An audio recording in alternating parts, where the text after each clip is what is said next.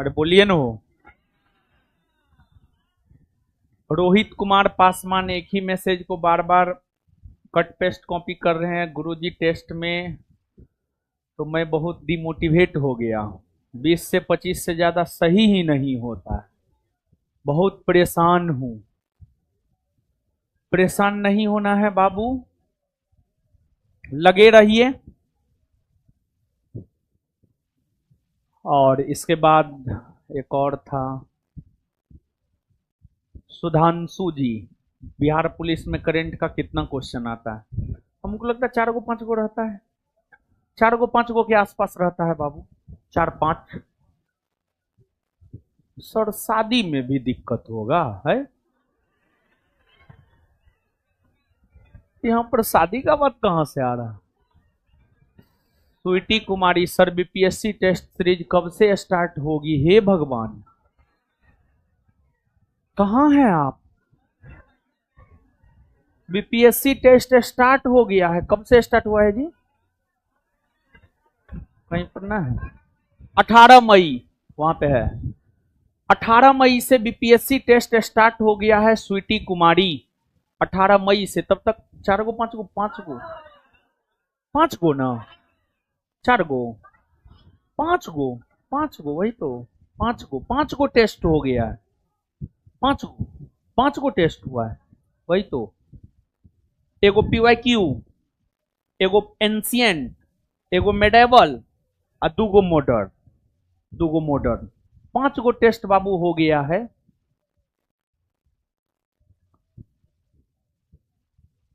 रंजय बाबू, अपने पढ़ाई लिखाई से मतलब रखिए। पटना के विद्यार्थी में सबसे बड़का दिक्कत यही है कि वो पढ़ाई लिखाई से कम मतलब रखेगा, देश दुनिया से ज्यादा मतलब रखेगा। ठीक है, तो देश दुनिया से बाबू मतलब मत रखिए, पढ़ाई लिखाई से मतलब रखिए। रंजय कुमार 9415, रंजय कुमार एकदम पढ़िए लिखिए।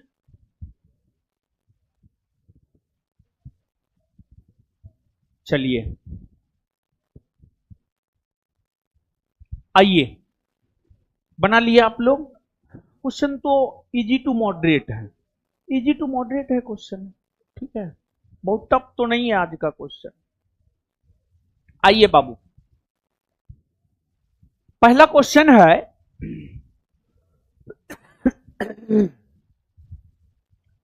निम्नलिखित में से कौन सा एक हड़प्पा स्थल न है? कौन एक हड़प्पा स्थल नहीं है? चनहुद्रो, कोटदीजी, सोहगोड़ा, देसलपुर। इस प्रश्न का उत्तर बाबू होगा सोहगोड़ा। सोहगोड़ा, सोहगोड़ा जो है ना बाबू, ये हड़प्पाई स्थल नहीं है। सोहगोड़ा उत्तर प्रदेश के गोरखपुर में है। सोहगोड़ा उत्तर प्रदेश के गोरखपुर में है, और यहां से मौर्यकालीन अभिलेख मिले हैं। सोहगोड़ा से मौर्यकालीन अभिलेख मिले हैं। मौर्य वंश की स्थापना जो चंद्रगुप्त मौर्य ने किया था, चंद्रगुप्त मौर्य ने अकाल के समय अकाल पीड़ितों को, चंद्रगुप्त मौर्य के समय जो अकाल पड़ा था, अकाल पीड़ितों को चंद्रगुप्त मौर्य ने जो सहयोग किया था, उसको लेकर जानकारी हमें सोहगोड़ा अभिलेख देता है। सोहगोड़ा उत्तर प्रदेश के गोरखपुर में पड़ता है। यहां से अभी एक अभिलेख की प्राप्ति हुई है, और इसकी पहचान मौर्यकालीन स्थल से है। इसकी पहचान मौर्यकालीन स्थल से है, तो यही नहीं है। बाद बाकी चनहुद्रो, कोटदीजी, देसलपुर, ये सब हड़प्पाई स्थल है। देसलपुर, देसलपुर गुजरात में है। गुजरात में है। आजादी के बाद सबसे ज्यादा हड़प्पाई स्थलों की खोज, आजादी के बाद सबसे ज्यादा हड़प्पाई स्थलों की खोज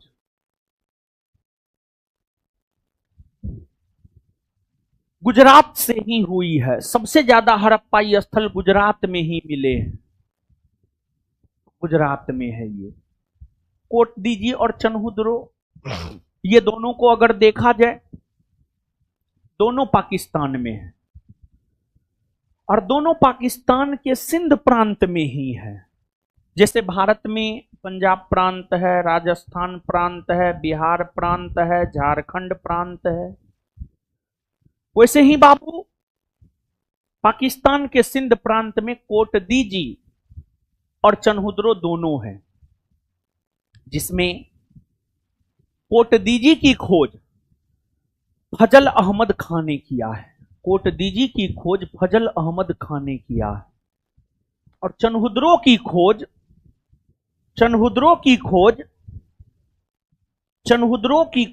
चनहुद्रो का उत्खनन अर्नेस्ट मैके के निर्देशन में हुआ था और इसके खोज करता है एमजी मजूमदार। तो प्रश्न का आंसर क्लियर हुआ। बढ़ते हैं आगे की ओर बाबू। क्षणिकवाद का प्रतिपादन किसने किया? देखिए बाबू, क्षणिकवाद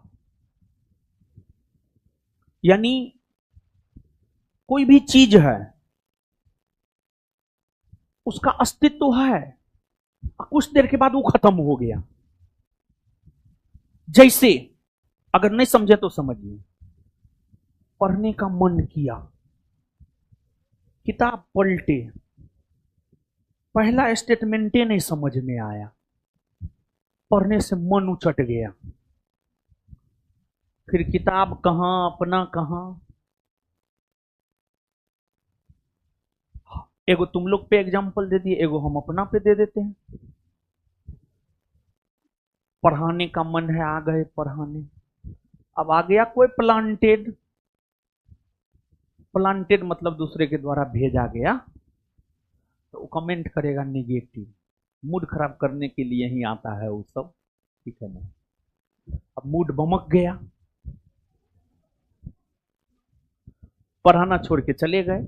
खैर हम पढ़ाना छोड़ के जाते ना, बक देते हैं जो मन में आता है, गाली फाली जो मन में आता है बक देते हैं। बाद में तुम लोग वीडियो वायरल कर देता, मास्टर गाली देता है। मास्टर बहुत स्पष्टतावादी है, जो यहां है वो यहां है, इन्हें की मुंह में राम बगल में छुरी, ऐसा वाली बात ना है, समझ गए ना। तो क्षणभंगुर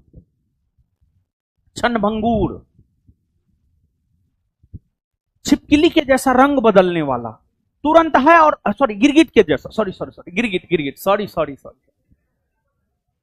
उसी एक ही चीज है, हमको तो अंतरों नहीं समझ में आता। वही गिरगिट या छिपकली जो कहना है कहिए, उसके जैसा रंग बदलने वाला, तुरंत है और नहीं है, क्षणभंगुर।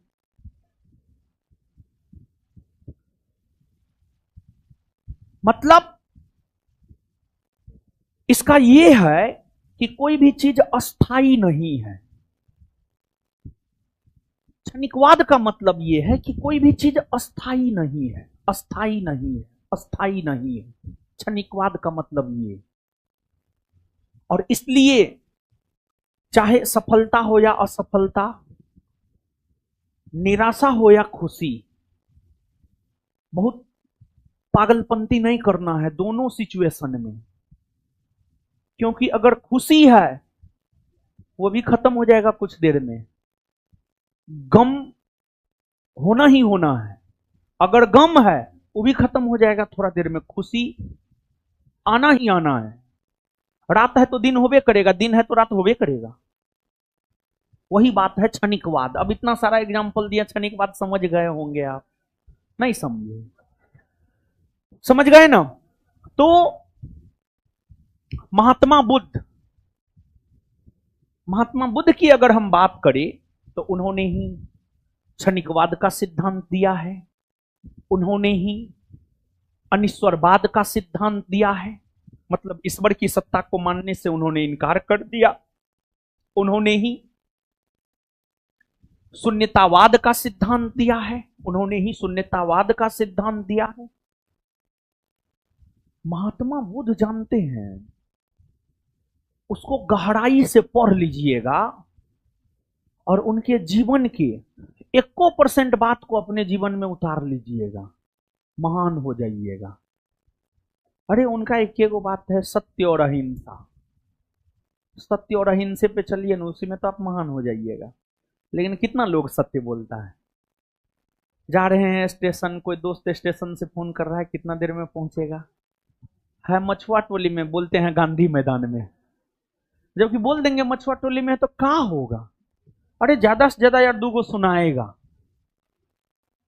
इतना लेट से क्यों निकला, अभी वही है, फलना चिलना ढेगना जो होता है वही हो सकता है। तो लोग तो आजकल झूठ पे झूठ बोलता है, समझ गए ना। तो क्षणिकवाद का सिद्धांत, शून्यतावाद का सिद्धांत, अनिश्वरवाद का सिद्धांत महात्मा बुद्ध ने दिया है। ये महात्मा बुद्ध के सिद्धांत है, ये महात्मा बुद्ध के सिद्धांत है। वही महात्मा बुद्ध जिन्हें लाइट ऑफ एशिया के नाम से भी जाना जाता है, जो बौद्ध धर्म का संस्थापक था। निम्नलिखित में से कौन सा अधिकारी मौर्य प्रशासन का भाग नहीं था? युक्त, प्रादेशिक, रज्जुक, अग्रहारी। अग्रहारी जानते हैं बाबू, समझिए। अग्रहारी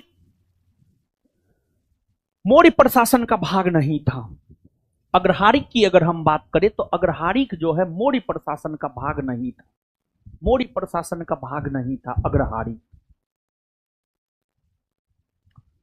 अग्रहारिक कहा किसको जाता था, सबसे पहले आप ये समझिए। देखिए बाबू,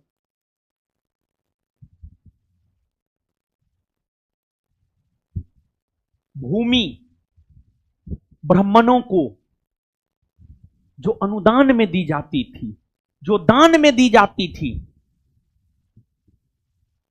उसी प्रथा को अग्रहार कहा गया है। गौर फरमाइएगा, सुनिए। जैसे आपके यहां ब्राह्मण आता है पुजाने के लिए, पूजा देता है, कहता है दीजिए दान दक्षिणा। अब दीजिए, जो आपकी क्षमता है, जो आपकी शक्ति है, जैसी शक्ति वैसी भक्ति। दान दक्षिणा भी ब्राह्मण सब भी शक्ति के अनुसार मांगता है। किसी से 500 लेता है, किसी से 5,000 लेता है, किसी से 2 कट्ठा जमीनों लिखा लेता है। तो खैर अब तो कोई 2 कट्ठा जमीन नहीं लिखेगा। फिर भी अभी भी गाय तक चलता है, गाय लेता है ब्राह्मण, अभी भी गाय लेता है ब्राह्मण। तो पहले क्या होता था, राजा ब्राह्मणों से यज्ञ करवाता था और राजा ब्राह्मणों को करमुक्त भूमि दे देता था। राजा जो ब्राह्मणों को करमुक्त भूमि देता था, उस भूमि को ही अग्रहार कहा जाता था। राजा जो ब्राह्मणों को करमुक्त भूमि देता था, उसी को अग्रहार कहा जाता था। और उस भूमि को प्राप्त करने वाले ब्राह्मण अग्रहारी कहलाते थे।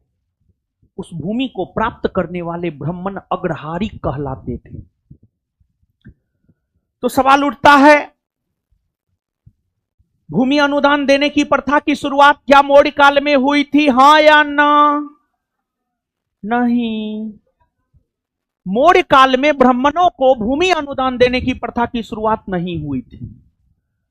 मौर्य काल में ब्राह्मणों को भूमि अनुदान देने की प्रथा की शुरुआत नहीं हुई थी। मौर्य काल में ब्राह्मणों को भूमि अनुदान देने की प्रथा की शुरुआत नहीं हुई थी। मौर्य काल के बाद मौर्योत्तर काल आया। मौर्योत्तर काल में सुंग, कर्ण, सातवाहन वंश के शासकों ने शासन किया। सातवाहन वंश के काल में ब्राह्मणों को भूमि अनुदान देने की प्रथा की शुरुआत हुई। और सातवाहन काल में ब्राह्मणों को भूमि अनुदान देने की प्रथा की शुरुआत हुई। और सातवाहन वंश के ही प्रथम महान शासक हुए थे सातकर्णी प्रथम। सातवाहन वंश के ही प्रथम महान शासक हुए थे सातकर्णी प्रथम। सातकर्णी प्रथम। सातकर्णी प्रथम की अगर हम बात करें तो सातकर्णी प्रथम के बारे में जानकारी विस्तार पूर्वक हमें नानाघाट अभिलेख से मिलता है। नानाघाट अभिलेख की रचना उसकी पत्नी नैनिका ने की है। नानाघाट अभिलेख ही पहला अभिलेख है जो हमें यह जानकारी देता है कि ब्राह्मणों को भूमि अनुदान में दी जाती थी। ब्राह्मणों को भूमि अनुदान में दी जाती थी, लेकिन अग्रहारिक पदाधिकारी सातवाहन कालीन नहीं है। आगे चलकर जैसे सुंग पहलव कुषाणों ने शासन किया, तो आगे चलकर हिंद यवन शक पहलव कुषाणों ने शासन किया। कुषाणों के बाद गुप्तों ने शासन किया। गुप्त काल और गुप्तोत्तर काल में अग्रहारी नामक अधिकारी की चर्चा देखने को मिलती है। तो अग्रहारी का संबंध गुप्त काल से है, अग्रहारी का संबंध गुप्तोत्तर काल से है, अग्रहारी का संबंध गुप्त काल से है और अग्रहारी का संबंध गुप्तोत्तर काल से है। समझ गए ना? ये सब मौर्यकालीन है।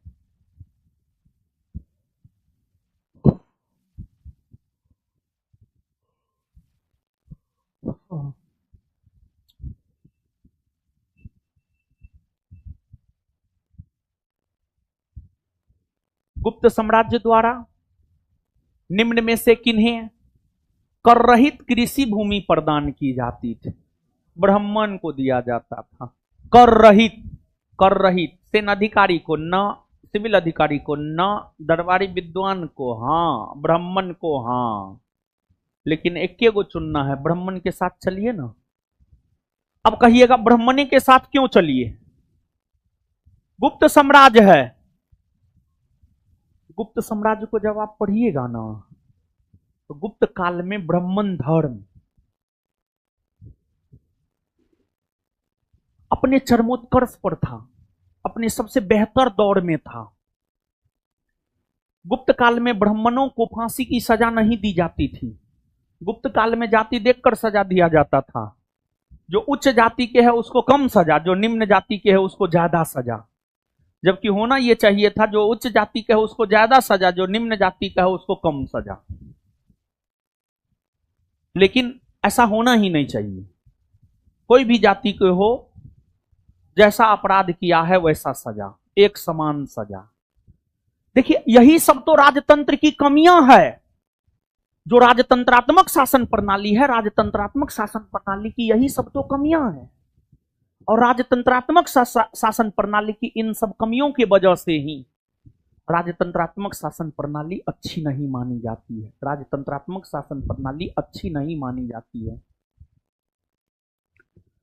तो गुप्त काल में ब्राह्मण धर्म चरमोत्कर्ष पर था, ब्राह्मणों का बोलबाला था। गुप्त शासक भी ब्राह्मण धर्म को ही मानता था। ब्राह्मण धर्म को गुप्त शासक संरक्षण दिया करता था। तो आपको क्या लगता है दूसरे को भूमि देगा, ब्राह्मणी को देगा? तो आंसर ब्राह्मण होगा।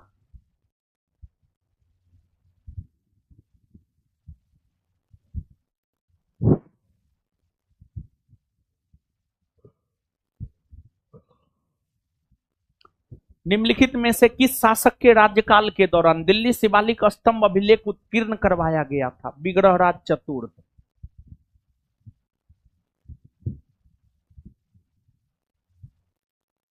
कभी कभी तो मन करता है मध्यकालीन का क्वेश्चन ही नहीं दे।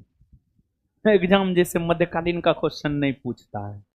ठीक है, पिछला तो 2 एग्जाम अभी नजदीक में हुआ है जो मध्यकालीन एकदम 0 सन्नाटा कर दिया है।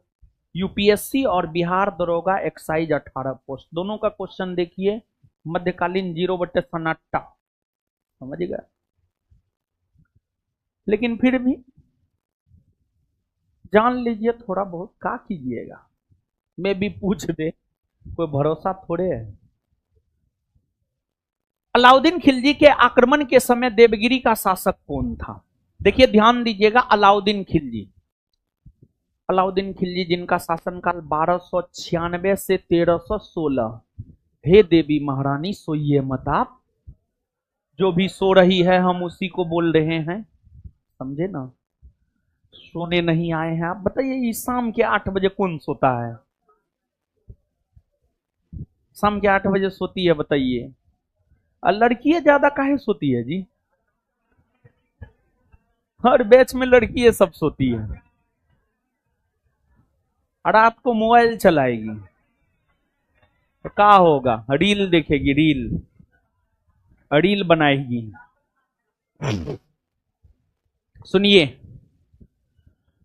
सोइए नहीं देवी महारानी, आप पूजनीय हैं, आप आराध्य हैं, सुर्पनखा मत बनिए।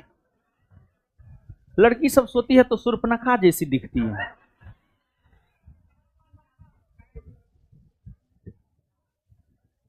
अलाउद्दीन खिलजी साम्राज्यवादी प्रवृत्ति का था। अलाउद्दीन खिलजी शासक सुल्तान बनने के बाद अपने साम्राज्य का विस्तार करना शुरू किया। अलाउद्दीन खिलजी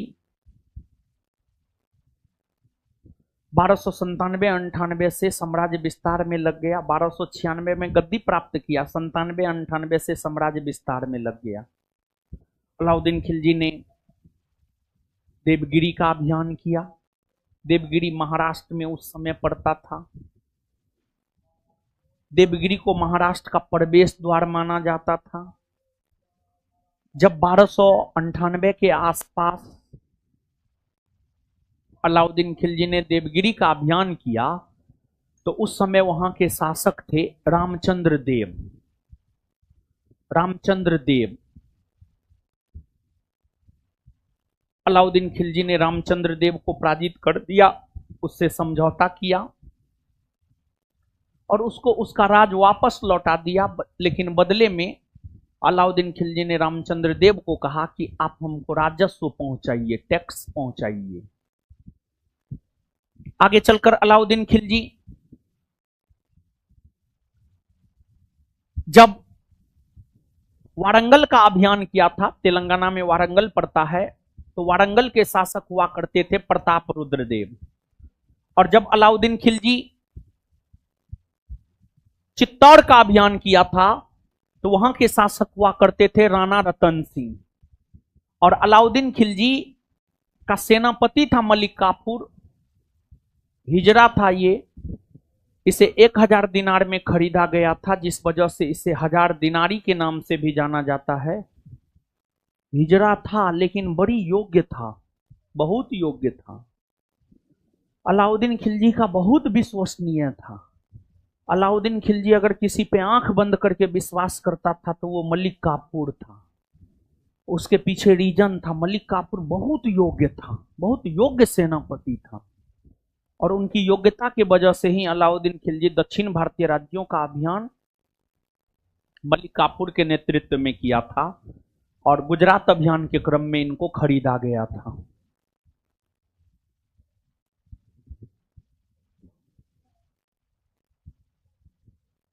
लतबाते नासिरी ना तबकाते नासिरी। फतवाए जहांदारी, इसकी रचना किया है जियाउद्दीन बर्नी।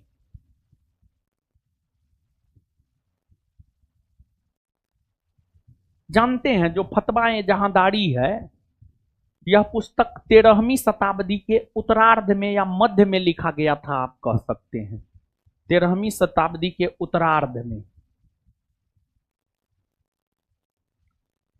पृथ्वीराज रासो, इसकी रचना किया है चंदबरदाई। कौन किया है? चंदबरदाई, चंदबरदाई, चंदबरदाई। और बाबू सोना, इसकी रचना हुई है 11वीं सदी के उत्तरार्ध में। उत्तरार्ध पूर्वार्ध क्या है समझाएंगे, परेशान नहीं होना है। किताबुल हिंद, इसकी रचना अल-बरूनी ने किया है और यह लिखा गया है 11वीं शताब्दी के पूर्वार्ध में।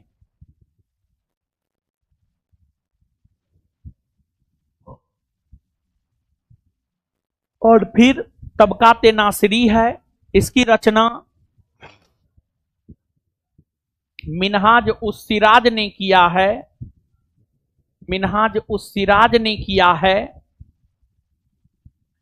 इसकी रचना हुई है 13वीं शताब्दी के पूर्वार्ध में, पूर्वार्ध में। अब सुनिए समझिए, जैसे 11वीं शताब्दी है, 11वीं शताब्दी का मतलब है 1000 ईस्वी से लेकर 1100 ईस्वी। 13वीं शताब्दी है, इसका मतलब है 1200 ईस्वी से लेकर के 1300 ईस्वी।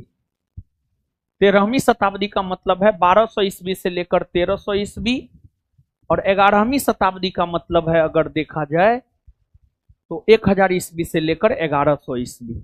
समझ गए बाबू? पूर्वार्ध, पूर्वार्ध मतलब शुरू में, उत्तरार्ध मतलब बाद में। 11वीं सदी के पूर्वार्ध यानी 1000 ईस्वी से लेकर 1025 ईस्वी। 11वीं सदी के पूर्वार्ध, इसका मतलब 1000 ईस्वी से लेकर 1025 ईस्वी। 11वीं सदी के उत्तरार्ध, इसका मतलब 1075 ईस्वी से लेकर 1100 ईस्वी। 1075 ईस्वी से लेकर 1100 ईस्वी। पूर्वार्ध मतलब प्रारंभ में, स्टार्टिंग में, उत्तरार्ध मतलब बाद। समझे कुछ? सजाइए answer.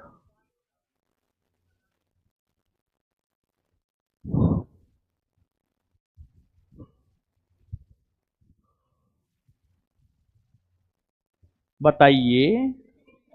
B, D, D Delhi वाला। चलिए आगे बढ़ना जाए, बोलिए ना। हो बोलने में क्या होता है, मुंह में लड्डू है का? निम्नलिखित में से किसे भारत का सादी कहा गया है? देखिए, भारत में एक सूफी आंदोलन हुआ। सूफी आंदोलन के दौरान कई सारे संप्रदायों का उदय हुआ। चिश्ती संप्रदाय, नक्शबंदी, सुहरावर्दी, फिरदौसी, इन सभी संप्रदायों में सबसे लोकप्रिय संप्रदाय के रूप में उभर कर सामने आया था चिश्ती संप्रदाय। चिश्ती संप्रदाय की स्थापना शेख मोइनुद्दीन चिश्ती ने भारत में किया था। और जो शेख मोइनुद्दीन चिश्ती था, ये मोहम्मद गौरी के साथ भारत आया था। शेख मोइनुद्दीन चिश्ती मोहम्मद गौरी के साथ भारत आया था। चिश्ती संप्रदाय के प्रसिद्ध संतों में एक नाम आता है निजामुद्दीन औलिया का। निजामुद्दीन औलिया के ही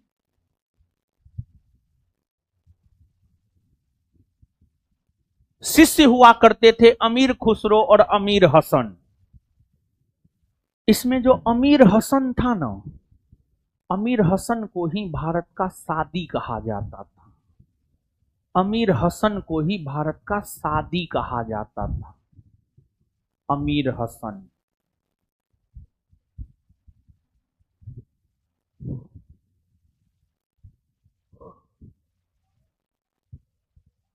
धर्मट का युद्ध निम्न में से किसके बीच लड़ा गया था?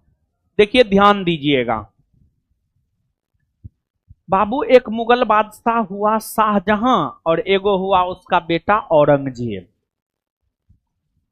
शाहजहां जानते हैं, शाहजहां का शासन काल है 1628 से 1658 या 1628 से 1657 कह सकते हैं। 58 कहिए ना, ठीक रहेगा। 1628 से 1658 शाहजहां का शासन काल है। शाहजहां की बीबी थी मुमताज महल। शाहजहां मुमताज महल से बड़ी प्रेम करता था।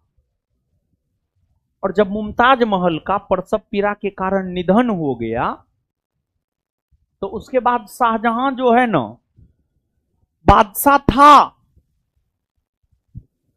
लेकिन बड़ी बीमार रहने लगा, चिंतित रहने लगा, कुपभवन में रहने लगा, अकेले जीवन व्यतीत करने में उन्हें मजा आने लगा। तो ये सब चिंता की वजह से बेचारा बीमार भी रहता था।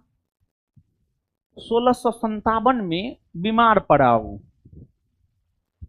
उसके दरबारियों ने ही खबर फैला दिया शाहजहां मर गया।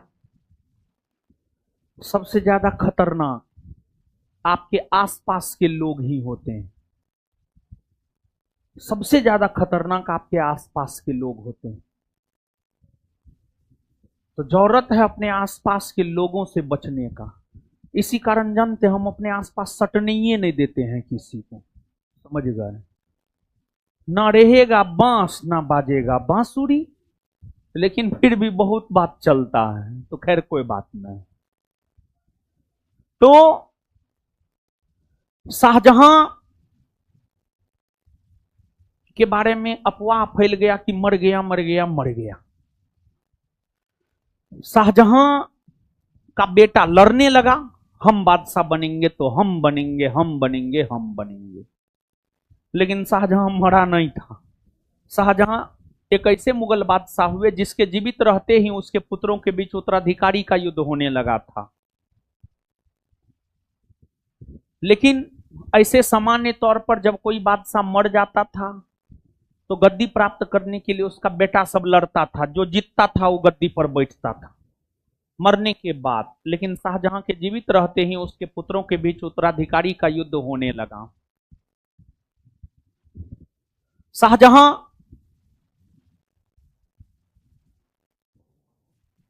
के पुत्रों में मुख्य तौर पर उत्तराधिकारी का युद्ध, ऐसे तो शाहजहां का 4 गो बेटा था, चारों लड़ा, लेकिन मुख्य तौर पर उत्तराधिकारी का युद्ध दारा सिकोह और औरंगजेब के बीच हुआ था।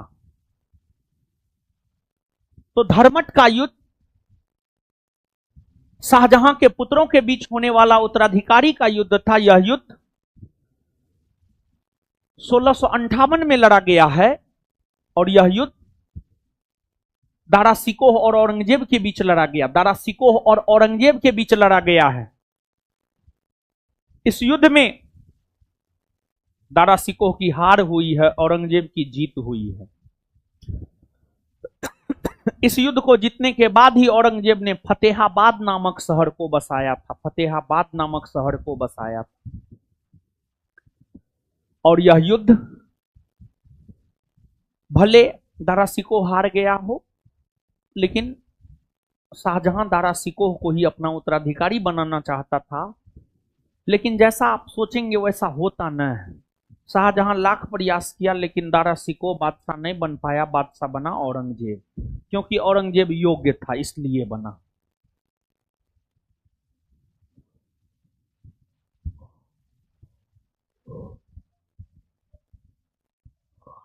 अकबर की इच्छा अनुसार किसने रामायण का फारसी में अनुवाद किया? देखिए, ध्यान दीजिएगा बाबू।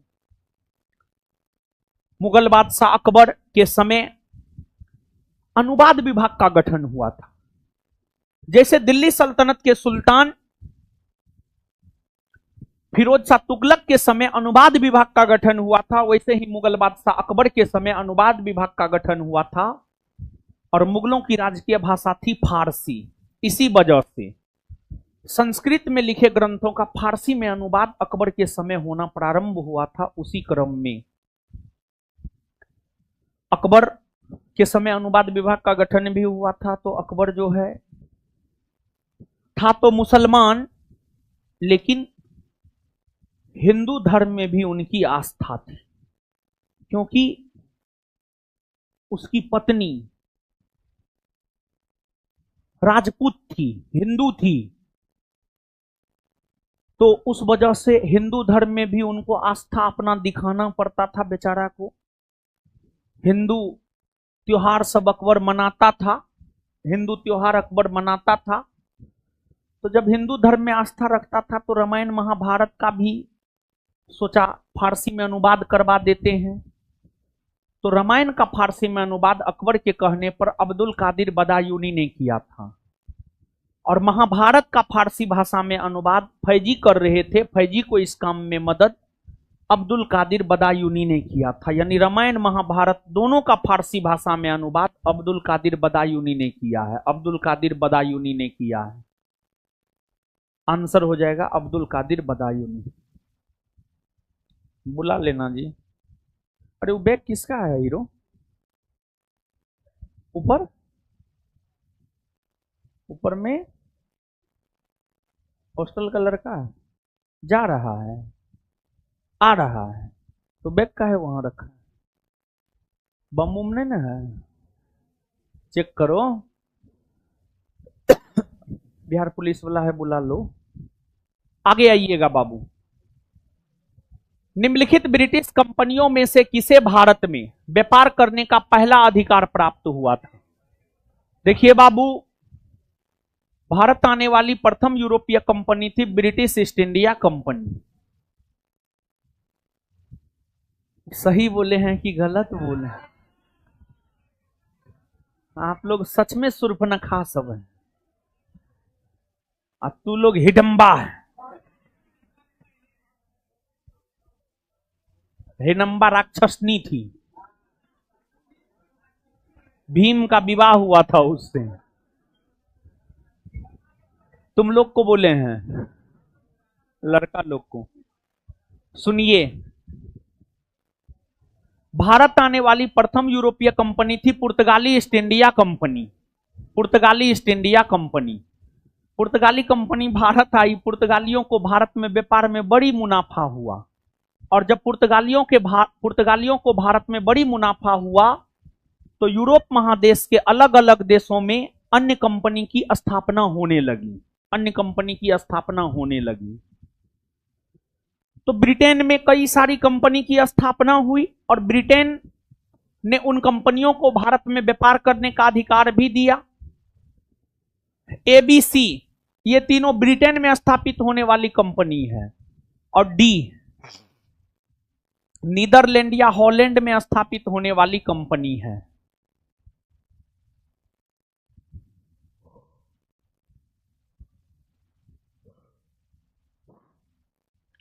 लिबेंट कंपनी की स्थापना 1592 में हुई है, और लिबेंट कंपनी को भारत तथा पूर्वी एशियाई देशों के साथ व्यापार करने का अधिकार 1593 में मिला है। 1593 में लिबेंट कंपनी को स्थल मार्ग से भारत के साथ व्यापार करने का अधिकार मिला है। स्थल मार्ग से भारत के साथ व्यापार करने का अधिकार मिला है।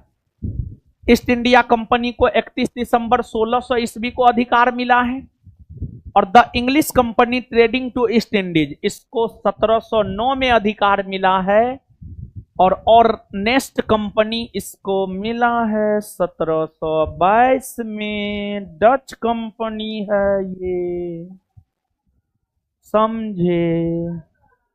बताइए क्या होगा आंसर? ए ना? सब स्पष्ट ना? चलिए आ जाइए बाबू लोग। हीरालाल सब,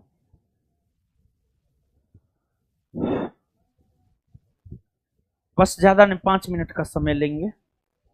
मिठाई के बोला है लेकर के आने के लिए? बट गलत आदत है ये सब, एकदम गलत आदत है।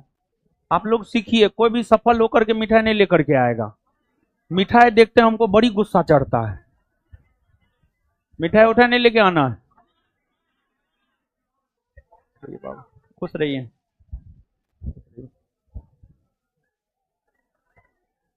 आ जाइए, हो गया, सबको आशीर्वाद है। अरे माँ बाप गुरुजी को नहीं हो प्रणाम कीजिएगा, तैयो आशीर्वाद दे देगा। चलिए, जानते हैं कल हम 250 रुपया का पान खाए हैं। एगो पान 250 रुपया का। हाँ, एगो पान, लेकिन नहीं मजा आया। 10 रुपया वाला पान में जो मजा है ना, ना है 250 वाला में। ये जो पानी पूरी वाला है, जो माथो नोचता है, थोड़ा देर के बाद शरीरों नोचेगा, फिर डुबा करके पानी पूरी आपको खिलाएगा। उसमें जो मजा है ना, रेस्टोरेंट में ना है मजा।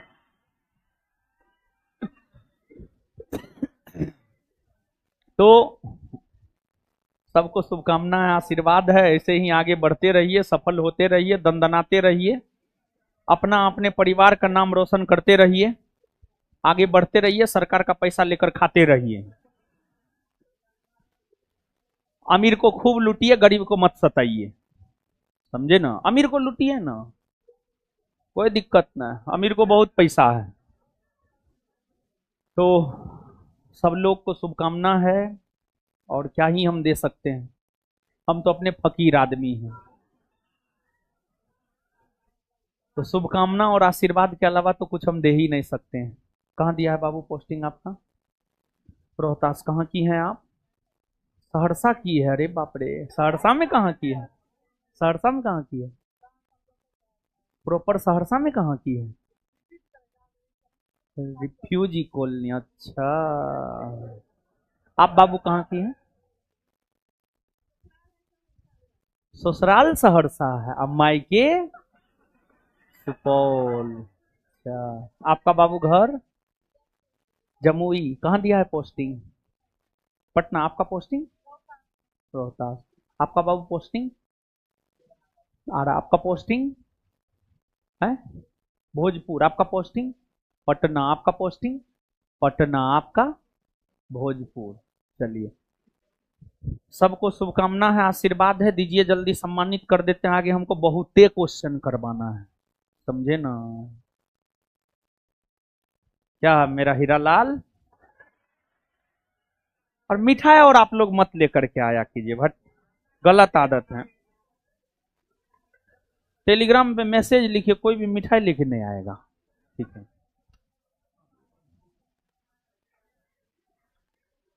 आ जाइए बाबू, दीजिए जल्दी, हीरा लाल जल्दी जल्दी दो।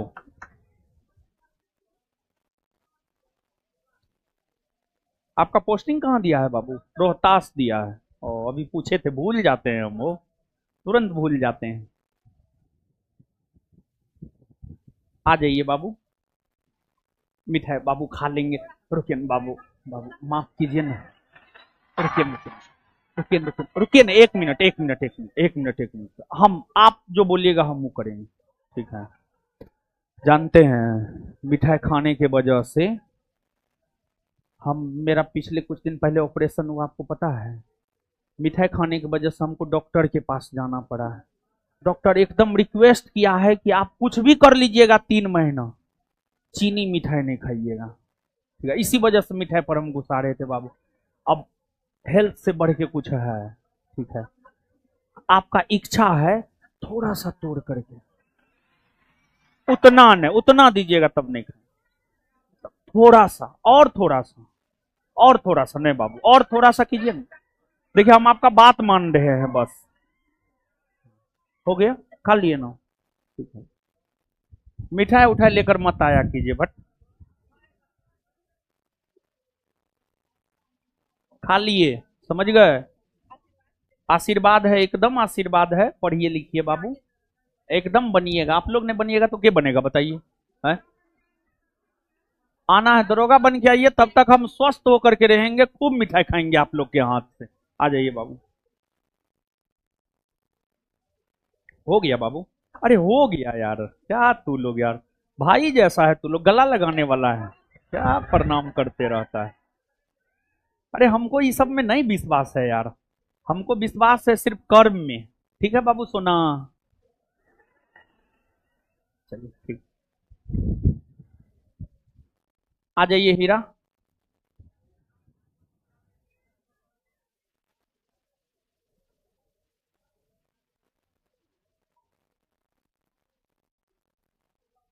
ठीक है बाबू, जिनका हो गया है निकलते जाइए, आगे हम क्वेश्चन करवाएंगे। अरे आशीर्वाद है बाबू, हे भगवान, यही सब ना आप लोग गलत करते हैं। ए हीरा लाल दो।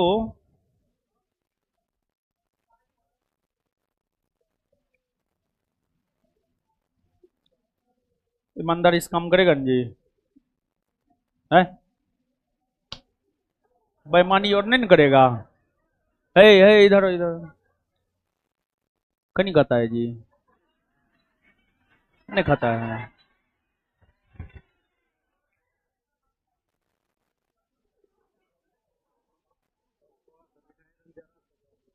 थोड़ा सा खिला दीजिए, ठीक है। कहाँ घर है आपका बाबू? थोड़ा थोड़ा सा मतलब थोड़ा सा, उतना बहुत है यार। थोड़ा सा, नहीं नहीं थोड़ा सा। अरे हेल्थ से बढ़ के कुछ नहीं ना है यार, हम ही बीमार पड़ जाएंगे तो कल जो है आप। ठीक है बाबू। क्वेश्चन बैंक है जी दरोगा का यहाँ पर? है? होगा, लेते आइए। दरोगा क्वेश्चन बैंक तुम अभी तक नहीं खरीदे? पहले वाला था, और पहले वाला है, लेटेस्ट चाहिए। हो गया, अब क्वेश्चन हमको करवाना है बाप, हो गया हो गया हो गया। दरोगा क्वेश्चन दे दीजिएगा ये सब। अरे बाप रे,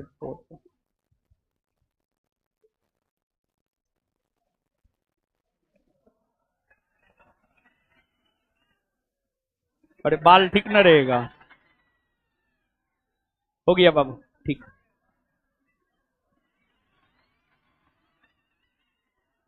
चलिए ठीक है बाबू, ठीक। हो गया बाबू, हो गया हो गया हो गया हो गया हो गया। बाहर में दे देगा। के खींच रहा है आपका फोटो? ये है, खींच रहा है, खींच दीजिए। भाई जी तू क्या करता है?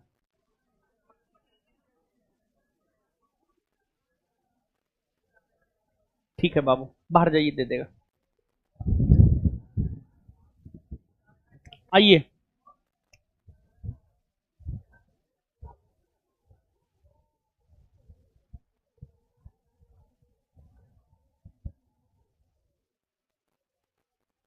ये हटेगा कैसे है? हटाओ इसको,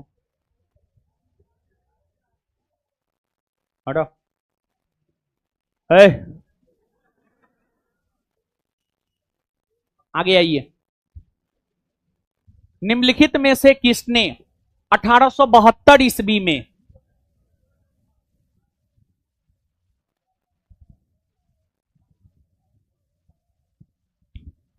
1872 ईस्वी में नेटिव मैरिज एक्ट को पारित करने में महत्वपूर्ण भूमिका निभाया?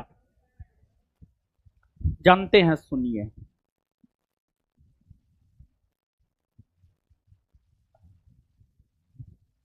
19वीं सदी में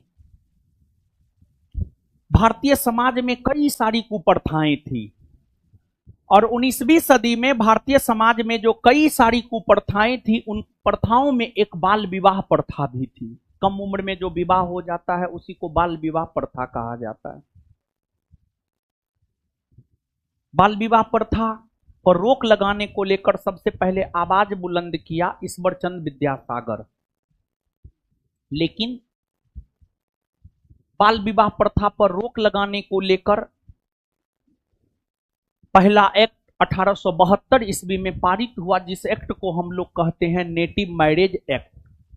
इस एक्ट को पारित करवाने में ब्रह्म समाजी केशव चंद्र सेन का बहुत बड़ा योगदान रहा है, और केशव चंद्र सेन के प्रयास से ही नेटिव मैरिज एक्ट 1872 में पारित हुआ।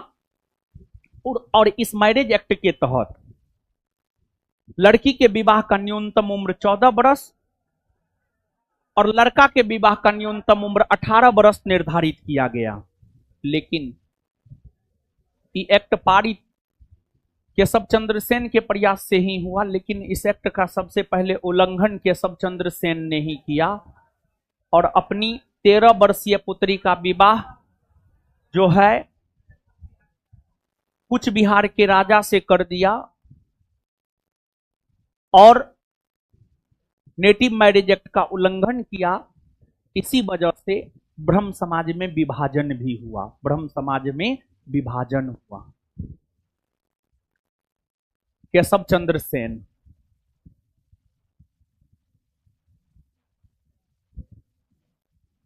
ब्रिटिश सरकार के किस अधिनियम ने सबसे पहली बार भारत में शिक्षा के लिए 1 लाख रुपए दिए थे? देखिए, एक तो ब्रिटिश सरकार की मंशा कभी भी भारत को शिक्षित करने का नहीं था। ब्रिटिश सरकार की मंशा हमेशा यह रही थी कि हम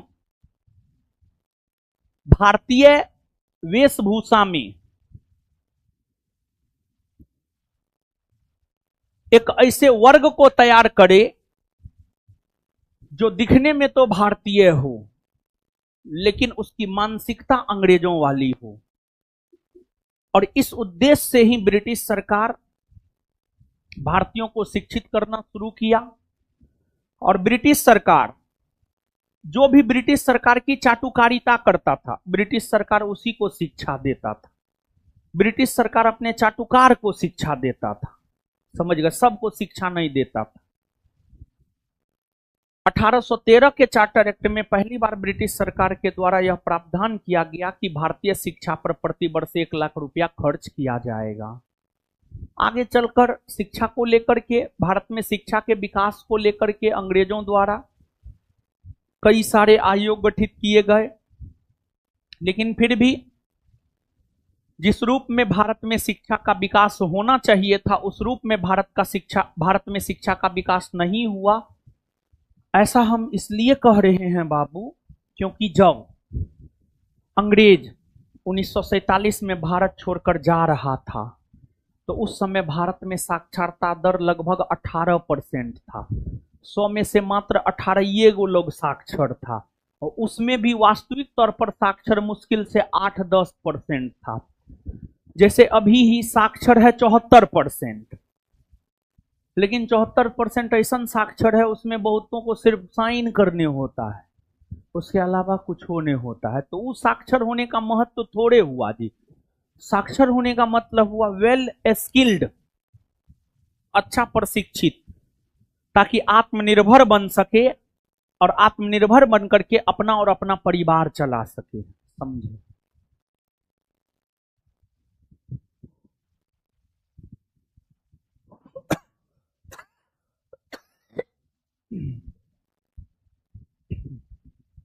निम्नलिखित में से किसने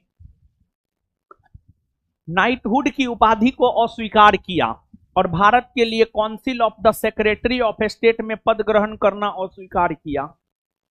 मोतीलाल नेहरू, एमजी रानाडे, गोपाल कृष्ण गोखले, बीजी तिलक। देखिए ध्यान दीजिएगा बाबू, एमजी रानाडे के एक शिष्य हुआ करते थे, कौन? गोपाल कृष्ण गोखले। और गोपाल कृष्ण गोखले के शिष्य हुआ करते थे महात्मा गांधी। महात्मा गांधी के शिष्य हुआ करते थे सरदार पटेल और जवाहरलाल नेहरू। तो बाबू आपको एमजी रानाडे के जो शिष्य गोपाल कृष्ण गोखले थे बहुत स्पष्टतावादी थे, बहुत स्पष्टतावादी थे, क्लियर कट आदमी थे। हाँ तो हाँ, ना तो ना, मुंह पे जो बोलेंगे मुंह पे बोलेंगे, पीछे में नहीं। और ब्रिटिश सरकार की नीतियों का खुले तौर पर विरोध गोपाल कृष्ण गोखले करता था। जैसे वर्तमान में केंद्र में मोदी जी सत्ता में हैं, विपक्ष के नेता राहुल गांधी हैं। राहुल गांधी कैसे सीधे तौर पर केंद्र की मोदी सरकार पर तीखा वार करता है।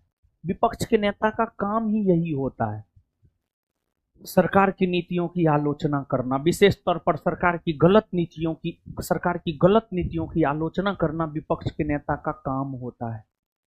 गोपाल कृष्ण गोखले खुले तौर पर ब्रिटिश सरकार की नीतियों की आलोचना किया करते थे। तो उसका मुंह बंद करवाने के लिए गोपाल कृष्ण गोखले खुले तौर पर जो ब्रिटिश सरकार की नीतियों की आलोचना किया करते थे, इसी वजह से उन्हें विपक्ष के नेता का भी दर्जा दिया गया था। ब्रिटिश काल में उन्हें विपक्ष के नेता का भी दर्जा दिया गया था बाबू। तो अंग्रेज प्रयास क्या, कुछ लोभ देते हैं, उपाधि और देते हैं, मुंह बंद कर ले।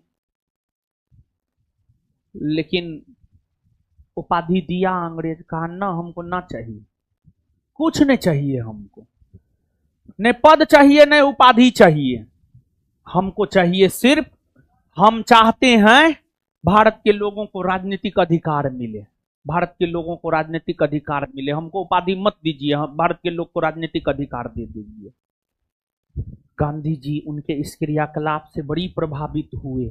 गुरु का प्रभाव उनके शिष्य पर पड़ता है। गांधी जी भी देखिए पद लेने में विश्वास करते थे ना, एकदम नहीं पद लेने में विश्वास करते थे। अंग्रेज उपाधि भी दिया, लौटा दिया बाद में जाकर के। गोपाल कृष्ण गोखले ही ये कर सकते थे। और गोपाल कृष्ण गोखले को महात्मा गांधी क्या कहा करते थे?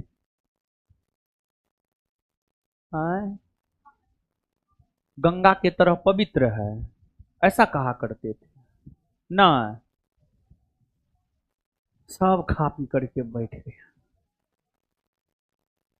बताओ बताओ, ए लड़का बताओ, बताओ, खड़ा हो। बहुत चै चै करता है। गोपाल महात्मा गांधी ने किसे गंगा के तरह पवित्र कहा है? समुद्र के तरह गहरा, हिमालय की तरह अड़ी। देख रहा है कुर्सी, सीधे माथा पे पटक देंगे हम, फट जाएगा माथा। हल्ला कितना करता है क्लास में।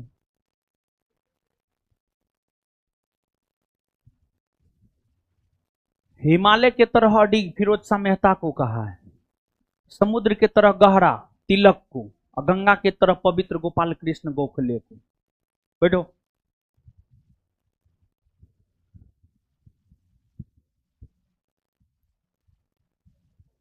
वर्ष 1940 में रेडिकल डेमोक्रेटिक पार्टी का गठन किसने किया था? रेडिकल डेमोक्रेटिक पार्टी का गठन किया था एमएन रॉय ने।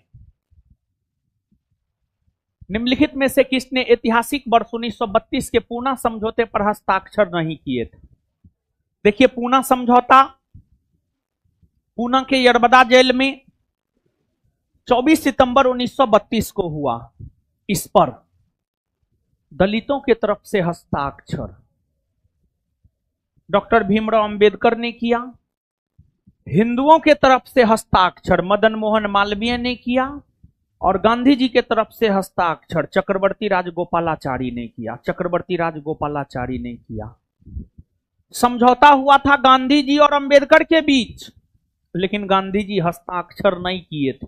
बहुत बड़े कूटनीतिज्ञ थे गांधी जी, हस्ताक्षर नहीं किए थे, अपना हस्ताक्षर नहीं किए। बहुत बहुत दूरदर्शी सोच के थे गांधी जी, कुछ सोच समझ करके नहीं किए थे। खैर आजादी मिलने के बाद तो बेचारा बहुत दिन जीविते नहीं रहे, नहीं तो भारत का संविधान ही कुछ और होता, भारत में शासन उसन भी थोड़ा अलग होता, समझे। खैर होता और है, दोनों में अंतर है। एम के गांधी नहीं किए थे।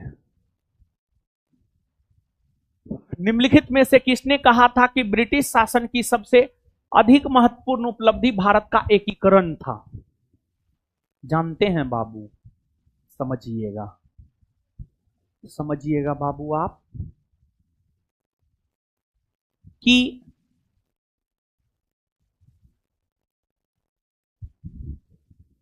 जब अंग्रेजों के हाथ भारत की सत्ता लगी थी ना, अंग्रेजों के हाथ भारत की सत्ता लगी थी 1757 में। उस समय भारत जानते हैं टुकड़ा टुकड़ा में बटा हुआ था।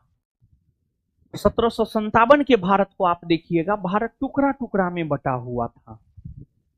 लेकिन अंग्रेजों को भारत में शासन करना था, अंग्रेजों को भारत में शासन करना था, तो अंग्रेज भारत को भौगोलिक तौर पर एकीकृत किया ताकि शासन करने में आसानी हो।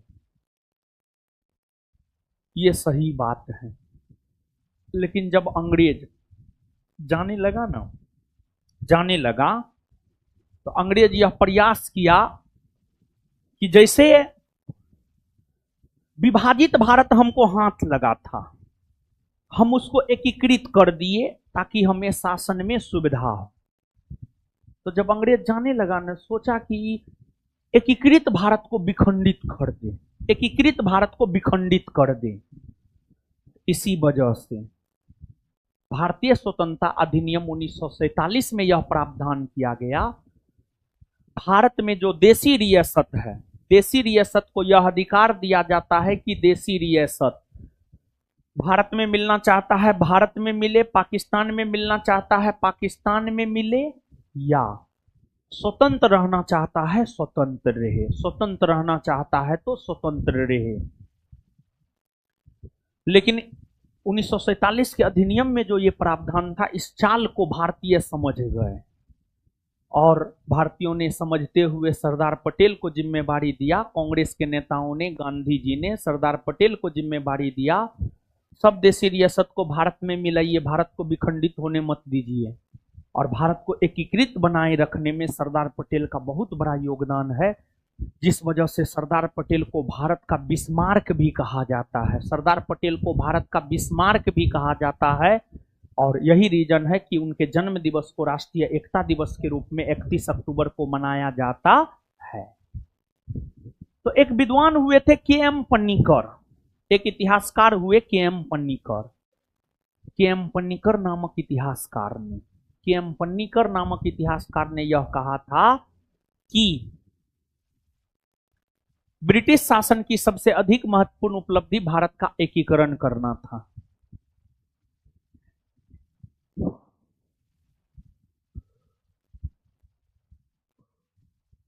निम्नलिखित में से कौन से सामाजिक सुधार विलियम बेंटिक ने प्रारंभ किए थे? देखिए, लॉर्ड विलियम बेंटिक की अगर हम बात करें, विलियम बेंटिक 1828 से 1835 ईस्वी तक गद्दी पर रहे हैं। इस अवधि के दौरान विलियम बेंटिक ने अगर देखा जाए तो राजा राम मोहन राय के सहयोग से 1829 में सती प्रथा का अंत किया। 1830 में कर्नल सिलीमेन के सहायता से ठगी प्रथा का अंत किया। और इन्हीं के समय 1833 में चार्टर एक्ट आया था, जिसमें दास प्रथा का अंत करने को लेकर प्रावधान किया गया था। खैर, दास प्रथा का अंत हुआ नहीं। दास प्रथा का अंत करने को लेकर प्रावधान इन्हीं के समय किया गया था, लेकिन दास प्रथा का अंत हुआ नहीं था।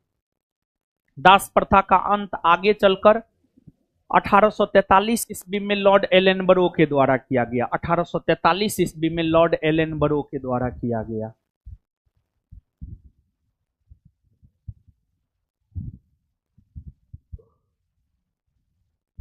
अब कहिएगा 2 के साथ क्यों जा रहे हैं? क्योंकि 2 के साथ ऑप्शन के कारण जाना पड़ेगा। अगर यहां पर ऑप्शन 1 और 4 होता, अगर ऑप्शन इसमें 1 और 4 होता, तब 1 और 4 के साथ आप जाते। कभी कभी जो है ऑप्शन के अकॉर्डिंग भी जाना पड़ता है। तो यहां पर ऑप्शन के अकॉर्डिंग जा रहे हैं। और भले ठगी प्रथा का अंत नहीं हुआ हो, लेकिन अंत करने को लेकर प्रावधान तो उन्हीं के समय न हुआ, नहीं हुआ। दास प्रथा बोलना चाह रहे थे, समझ गए हैं ना? बोलिए ना। तुम लोग तो ऐसे करता है, सुबह 8 बजे से तुम ही पढ़ा रहा है, हम तो सुतल थे पलथी मार के। धर्म परिवर्तन के कारण अयोग्यता के प्रावधान को हटाना। धर्म परिवर्तन के कारण अयोग्यता के प्रावधान को हटाया गया 1850 में। इससे उनका संबंध नहीं रहा है।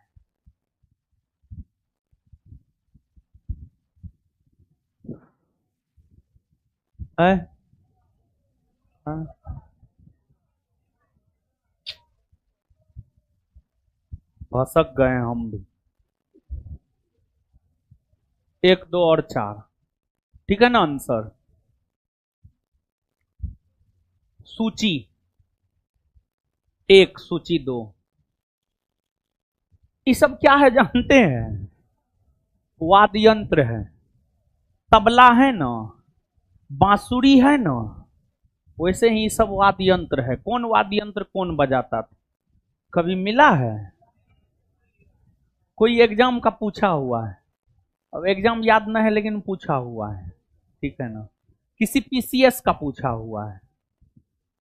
तो भपंग जहूर खां बजाता था, नर करना भील बजाता था, अलगोजा रामनाथ चौधरी बजाता था, खड़ताल सदीक खां बजाता था। 2, 3, 4, 1।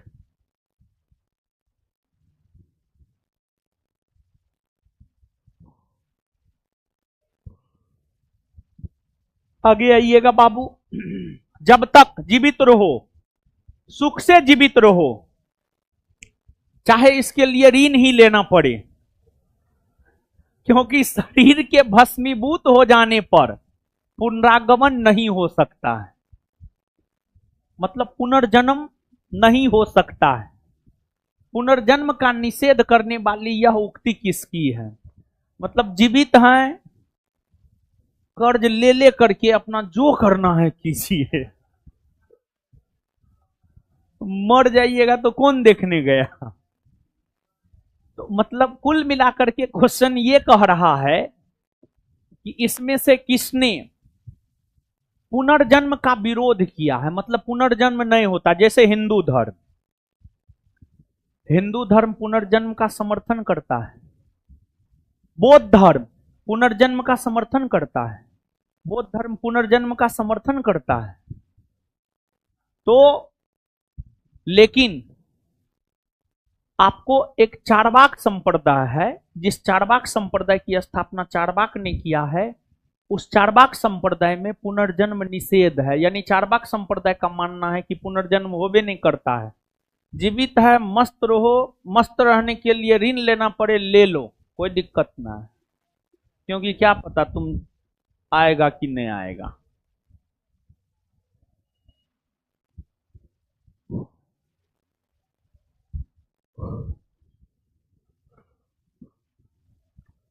उत्तरी गोलार्ध में वर्ष का सबसे लंबा दिन आमतौर पर कौन होगा?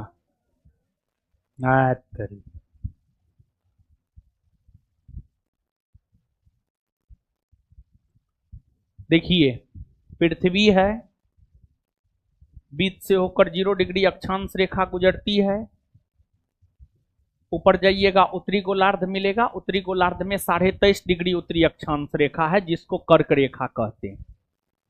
कर्क रेखा पर सूर्य की किरणें 21 जून को सीधी चमकती है, और जब कर्क रेखा पर सूर्य की किरणें 21 जून को सीधी चमकती है, इसी दिन उत्तरी गोलार्ध में दिन सबसे बड़ा होता है और रात सबसे छोटा होता है।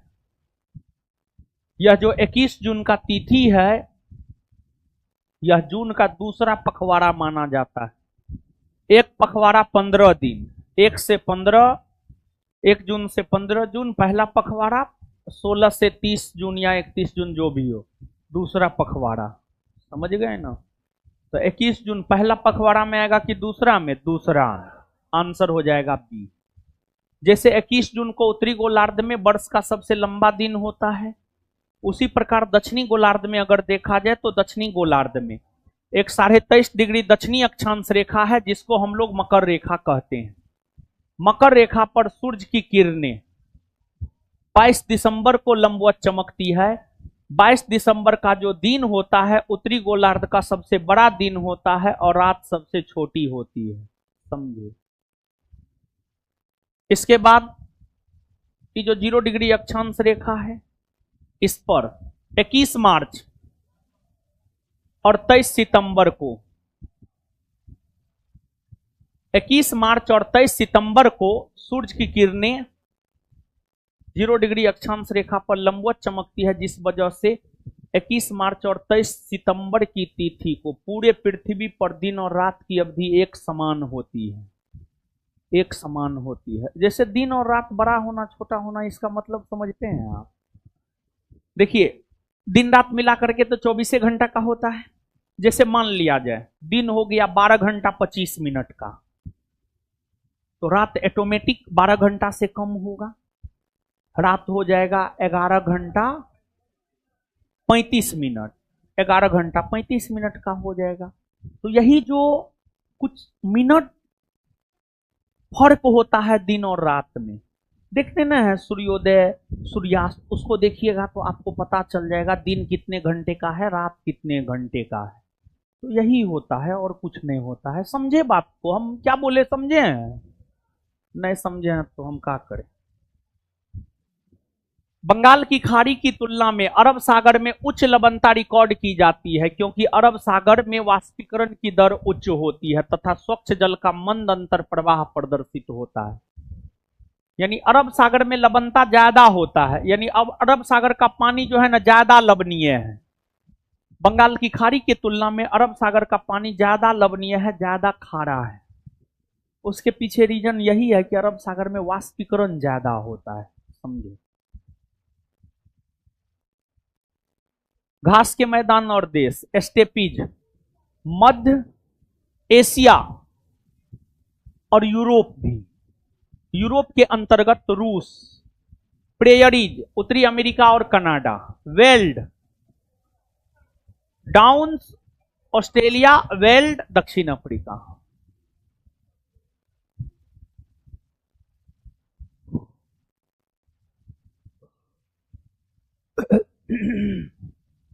विश्व में टाइटेनियम का अग्रणी उत्पादक है। देखिए वर्तमान में लेटेस्ट डाटा यह कहता है टाइटेनियम का पूरे विश्व में सबसे ज्यादा उत्पादन करता है चीन। लेटेस्ट डाटा यह कहता है, लेटेस्ट डाटा चीन। कुछों ने आंसर होगा। संयुक्त राष्ट्र के आर्थिक सामाजिक मामलों के विभाग के अनुसार विश्व का कुल जनसंख्या का कितना प्रतिशतता शहरी क्षेत्रों में निवास करता है। देखिए ध्यान दीजिएगा, अगर एकदम करंट डाटा की बात कीजिएगा तो करंट डाटा के अनुसार 57% लोग शहर में निवास करता है। बचा हुआ 100 में से 57 घटाइए, 43% लोग ग्रामीण क्षेत्र में निवास करता है। लेकिन ऑप्शन के अकॉर्डिंग अगर जाएंगे 57 के आसपास का कोई डाटा नहीं नजर आ रहा है, तो आ रहा है तो उसके साथ जाइए ना 55%। 55%। जैसे भारत में लोग कितना प्रतिशत शहर में रहता है, लगभग 30%, और ग्रामीण क्षेत्र में लगभग 70%। लगभग शब्द हम प्रयोग कर रहे हैं, लगभग। अक्सर समाचारों में सुनाई देने वाला शब्द लिवेंट मोटे तौर पर निम्नलिखित में से किस क्षेत्र में से संगत है। देखिए बाबू, लिवेंट इतालवी भाषा में, इटली के भाषा है इतालवी, इटली का भाषा है इतालवी। जैसे भारत का भाषा है हिंदी, वैसे इटली का भाषा है इतालवी। इतालवी भाषा में वैसा क्षेत्र जहां सबसे पहले सूर्योदय होता है, वैसा क्षेत्र जहां सबसे पहले सूर्योदय होता है उसी को लिवेंट कहा जाता है, उसी को लिवेंट कहा जाता है इतालवी भाषा में। अब बाबू आपको ये भूमध्य सागर है, भूमध्य सागर का पूर्वी भाग है, पश्चिमी भाग है। सूर्योदय, सूर्योदय पूरब में होता है। तो अब भूमध्य सागर के संदर्भ में देखा जाए तो भूमध्य सागर के पूर्वी भाग में ही सूर्योदय होगा। भूमध्य सागर का जो पूर्वी तट है, यहां पर सीरिया, जॉर्डन, इजराइल, फिलिस्तीन जैसे क्षेत्र है। भूमध्य सागर के पूर्वी तट पर जो सूर्योदय सबसे पहले होता है, उसी के लिए लिवेंट शब्द आया है, लिवेंट शब्द आया है। पूर्वी भूमध्य सागरीय तटीय क्षेत्र को लेकर लिवेंट शब्द आया है।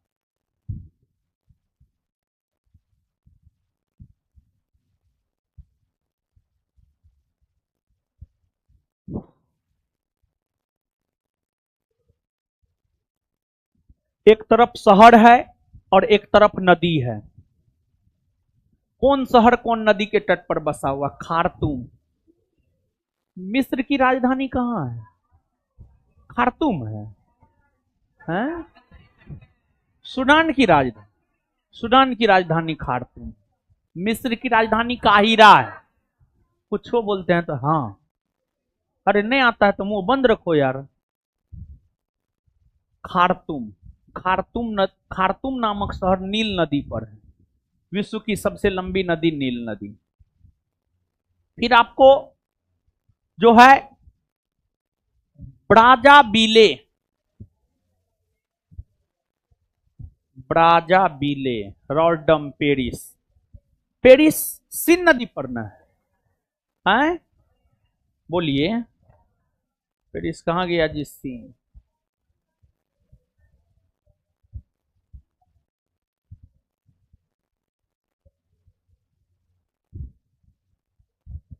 रॉटरडम, राइन, ब्राजाबिले, जेरे। 2143 आया? हाँ आ गया। निम्नलिखित में से कौन सा भौगोलिक रूप से ग्रेट निकोबार के सबसे निकट है? ग्रेट निकोबार यहां है, ग्रेट निकोबार के सबसे निकट है सुमात्रा। ग्रेट निकोबार और सुमात्रा के बीच का डिस्टेंस है 1192 किलोमीटर। बात बाकी जो ऑप्शन में है सबका डिस्टेंस लगभग 2000 किलोमीटर के आसपास है। तो आंसर हो जाएगा सुमात्रा। ये जो सुमात्रा है, जावा है, बोर्नियो है, ये सब इंडोनेशिया का द्वीप है। भारत में निम्नलिखित में से किस प्रकार के वन सर्वाधिक बृहद क्षेत्र में पाए जाते हैं? यानी क्वेश्चन ये पूछा जा रहा है भारत में सबसे ज्यादा कौन वन पाया जाता है। देखिए एक बात आप समझिए, भारत में वर्षा अलग अलग क्षेत्रों में अलग अलग मात्रा में होता है। कहीं पर वर्षा अधिक होता है, कहीं पर वर्षा कम होता है। वर्षा के आधार पर भारत में जो वर्षा होता है उस वर्षा के आधार पर भारत में पाए जाने वाले वनस्पति को 7 भागों में बांटा गया है। और भारत में पाए जाने वाले वनस्पति को जो 7 भागों में बांटा गया है उसमें ध्यान से सुनिए। भारत का वैसा भूभाग जहां 250 सेंटीमीटर से अधिक वर्षा हो वहां उष्णकटिबंधीय सदाबहार वनस्पति पाई जाती है। दूसरा, भारत का वैसा भूभाग जहां 200 सेंटीमीटर से 250 सेंटीमीटर के बीच में वर्षा हो वहां अर्ध सदाबहार वनस्पति पाई जाती है। तीसरा, भारत का वैसा भूभाग जहां 100 सेंटीमीटर से 200 सेंटीमीटर के बीच में वर्षा हो वहां पर उष्णकटिबंधीय आर्द्र पर्णपाती वनस्पति पाई जाती है। तीसरा हो गया। चौथा, भारत का वैसा भूभाग जहां 70 सेंटीमीटर से 100 सेंटीमीटर के बीच में वर्षा हो वहां शुष्क पर्णपाती वनस्पति पाई जाती है। फिर अगला, भारत का वैसा भूभाग जहां 70 सेंटीमीटर से कम वर्षा हो वहां पर शुष्क कटीली वनस्पति पाई जाती है। फिर अगला, भारत का वैसा भूभाग जहां 40 से 60 सेंटीमीटर के बीच में वर्षा हो वहां सवाना वनस्पति पाई जाती है। अगला, भारत का वैसा भूभाग जहां 50 सेंटीमीटर से कम वर्षा हो वहां मरुस्थलीय वनस्पति पाई जाती है। अगर हम लोग भारत की बात करें तो भारत में, अगर हम लोग भारत की बात करें तो भारत में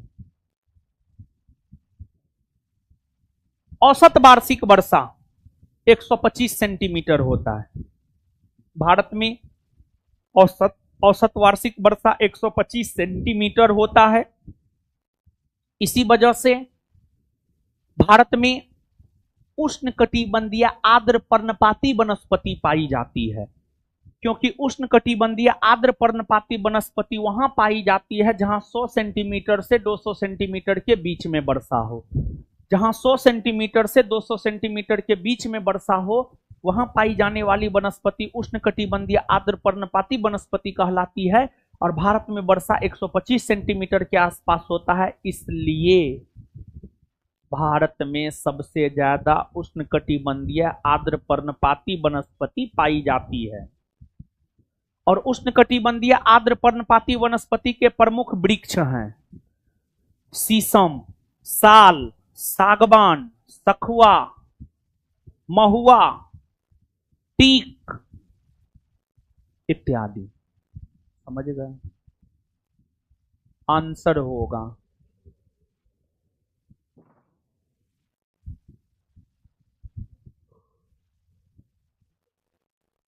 प्रथम शाकनाशी का विश्व में उत्पादन हुआ है 24D। हरिके बैराज, जहां से इंदिरा गांधी नहर को मुख्य तौर पर जल की प्राप्ति होती है, निम्न में से किन नदियों के संगम पर है? ब्यास और सतलज दोनों के संगम पर हरिके बैराज है, और उस हरिके बैराज से ही इंदिरा गांधी नहर निकलती है। इंदिरा गांधी नहर से सबसे ज्यादा लाभान्वित राजस्थान होता है, जिस वजह से इंदिरा गांधी नहर को राजस्थान नहर के नाम से भी जाना जाता है। और जो राजस्थान नहर या इंदिरा गांधी नहर है, वर्तमान में भारत की सबसे लंबी नहर है।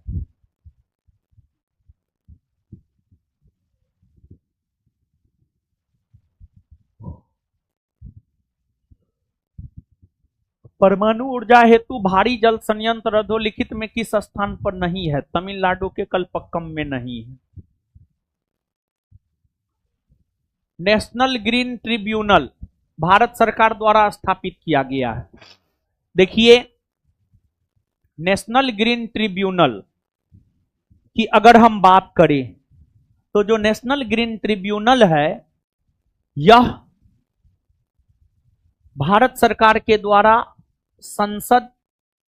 संसदीय अधिनियम पारित करके वर्ष 2010 ईस्वी में स्थापित किया गया है। इसका मुख्यालय नई दिल्ली में है और इसका काम है पर्यावरणीय समस्या से भारत के लोगों को मुक्ति दिलाना।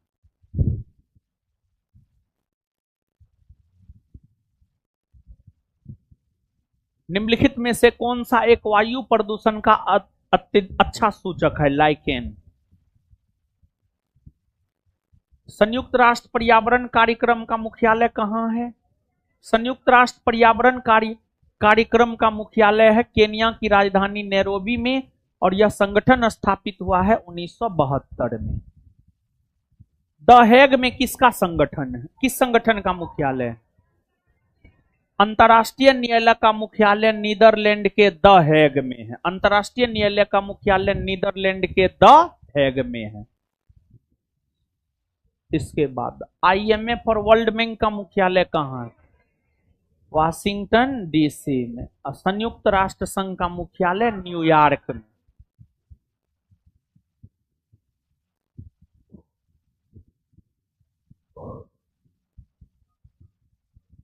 उन्नीस 1909 का अधिनियम संबंधित है। देखिए, 1909 के भारत शासन अधिनियम का जहां तक सवाल है, आप सब लोग जानते हैं यह अधिनियम 1909 में पारित हुआ था, जिसे मार्लिमेंटो एक्ट भी कहते हैं। इस अधिनियम की यूं तो कई सारी विशेषताएं हैं। इस अधिनियम के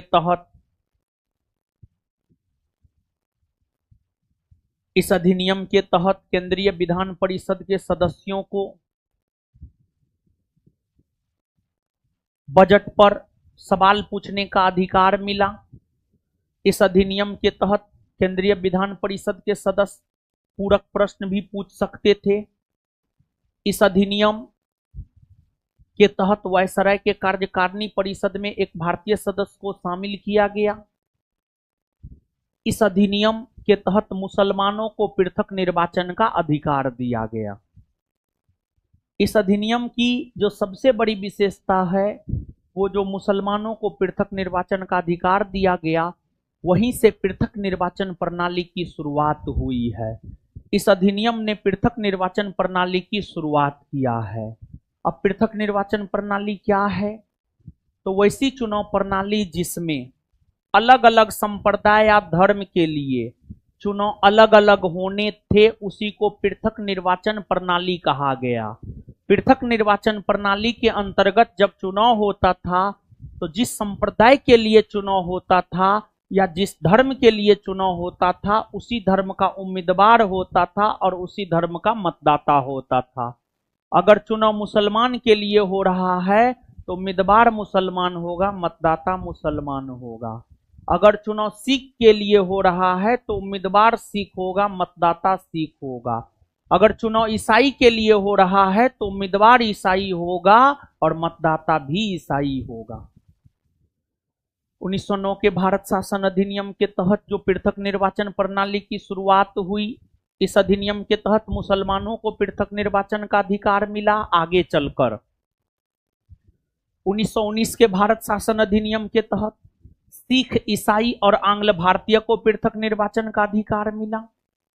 और 1935 के भारत शासन अधिनियम के तहत महिला, दलित, मजदूर को पृथक निर्वाचन का अधिकार मिला। महिला, दलित, मजदूर को पृथक निर्वाचन का अधिकार मिला।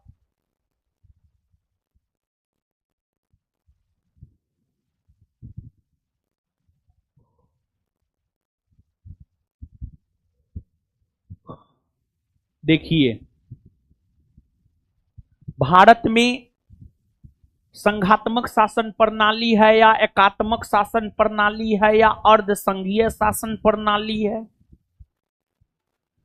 इसको लेकर विद्वानों के बीच मतभेद है। कोई कहता है अर्ध संघीय है, कोई कहता है सहकारी संघवाद है। एक विद्वान है केसी वियर।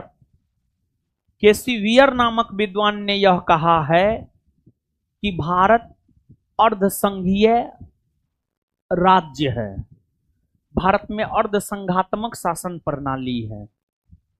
फिर एक विद्वान हुए जी ऑस्टिन, ग्रेनविल ऑस्टिन, उसने कहा भारत में सहकारी संघवाद है।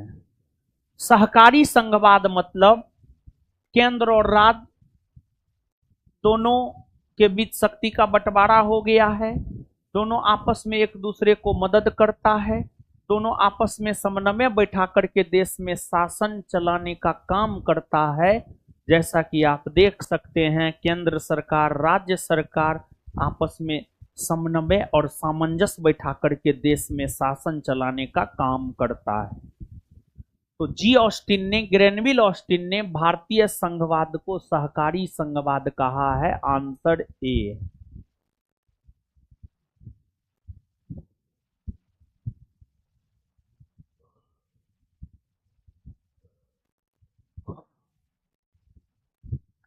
भारत के संविधान के अनुच्छेद 240 के अंतर्गत कुछ संघ राज्य क्षेत्रों के लिए विनिमय बनाने की राष्ट्रपति की शक्ति के संदर्भ में कौन सा युग्म सही सुमेलित नहीं है? 240 का एक का क कहता है राष्ट्रपति अंडमान निकोबार द्वीप समूह को लेकर कानून बनाएगा, हाँ। ख कहता है लक्षद्वीप को लेकर बनाएगा, हाँ। ग कहता है दमन और द्वीप, हाँ। घ पुडुचेरी, न। पुडुचेरी केंद्र शासित प्रदेश का जहां तक सवाल है, यहां पर विधानसभा है। वहां की विधानसभा पुडुचेरी के लिए कानून बनाती है। दिल्ली में विधानसभा है, दिल्ली की विधानसभा दिल्ली के लिए कानून बनाती है।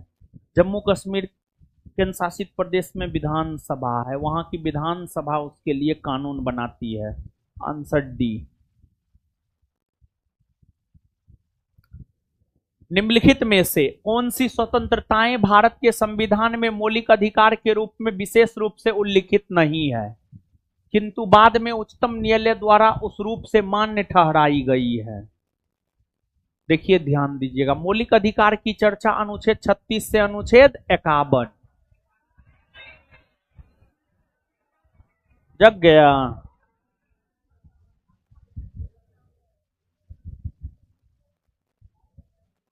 हमको तो लगा कि जाने देगा, हम भी जाने देते। मौलिक अधिकार में बताते अनुच्छेद 40 अभी थोड़ा देर में। तो मौलिक अधिकार की चर्चा है अनुच्छेद 12 से 35। 12 से 35। अब उपजीविका, व्यापार और कारोबार की स्वतंत्रता अनुच्छेद 19 देता है।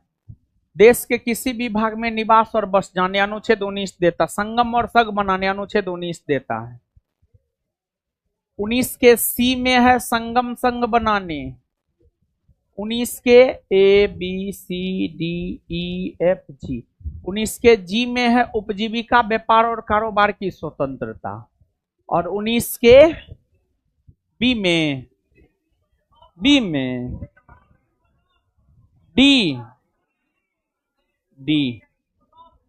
में है देश के किसी भी भाग में निवास करने और बस जाने की स्वतंत्रता।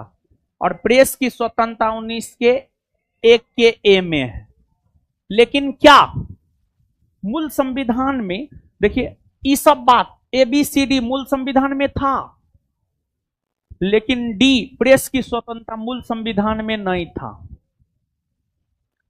सुप्रीम कोर्ट ने इंडियन एक्सप्रेस बनाम भारत संघवाद 1985 में जो निर्णय दिया, सुप्रीम कोर्ट ने भारत संघ बनाम इंडियन एक्सप्रेस बनाम भारतीय संघ को लेकर निर्णय जो 1985 में दिया, उस निर्णय में प्रेस की स्वतंत्रता को अनुच्छेद 19 के 1 के क में जोड़ा।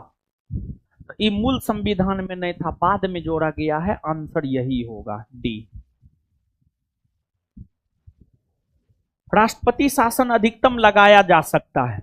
देखिए राष्ट्रपति शासन का जहां तक सवाल है, 2 अनुच्छेद के तहत लगते हैं, एक अनुच्छेद 356 और एक अनुच्छेद 365। अनुच्छेद 356 के तहत किसी राज्य में राष्ट्रपति शासन तब लगता है जब राज्य में संवैधानिक तंत्र विफल हो जाता है, और अनुच्छेद 365 के तहत राज्य में राष्ट्रपति शासन तब लगता है जब केंद्र सरकार द्वारा दिए गए दिशा निर्देश का पालन राज्य सरकार नहीं करता है। और राष्ट्रपति शासन अधिक से अधिक 3 वर्ष तक लगाया जा सकता है। उससे अधिक समय तक लगाने के लिए संविधान में संशोधन करना होता है। 3 वर्ष। 41 कथन है, रक्षा बलों की सर्वोच्च कमांड राष्ट्रपति में निहित है। आए? अगर नहीं जानते हैं तो जानिए। अनुच्छेद 53 का क्लाउज 2 को पढ़िए। अनुच्छेद 53 का क्लाउज 2 स्पष्ट तौर पर यह बात कहता है कि रक्षा बलों की सर्वोच्च कमांड राष्ट्रपति में निहित है, यानी तीनों सेनाओं का सर्वोच्च सेनापति राष्ट्रपति होता है। यह बात अनुच्छेद 53 का क्लाउज 2 कहता है। तो 53 के क्लाउज 2 के अकॉर्डिंग सही है ये। कारण आर, प्रधान सेनापति के हैसियत से राष्ट्रपति की शक्तियां विधायी नियंत्रण से स्वतंत्र है, नहीं, विधायी नियंत्रण से स्वतंत्र न है, गलत है। ये सही है किंतु आर गलत। निम्नलिखित में से किस राज्य से लोकसभा के 2 सदस्य निर्वाचित किए जाते हैं? त्रिपुरा से 2, मिजोरम से 1, नागालैंड से 1, सिक्किम से 1। आंसर त्रिपुरा। देखिए लोकसभा में जो सीट निर्धारित होता है उस राज्य के जनसंख्या के अनुपात में होता है, समझ गए ना। सबसे ज्यादा लोकसभा सीट उत्तर प्रदेश में है 80, उसके बाद महाराष्ट्र 48, बिहार से पहले बंगाल 42, बिहार 40, समझे ना।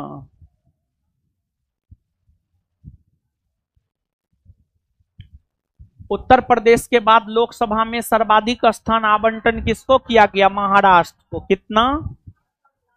48, बिहार 40, पश्चिम बंगाल 42। इसमें भी जानते हैं ऑप्शन के साथ जाना होगा। तारांकित प्रश्न सुनिए हीरालाल सब। सामान्य तौर पर प्रश्न 3 प्रकार का होता है: तारांकित, अतारांकित, अल्प सूचना प्रश्न।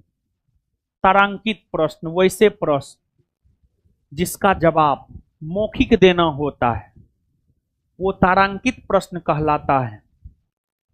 और तारांकित प्रश्न पर जब जवाब मौखिक देता है मंत्री, कोई संसद जो है किसी मंत्री से प्रश्न पूछा और वह चाहता है कि जवाब मौखिक दे,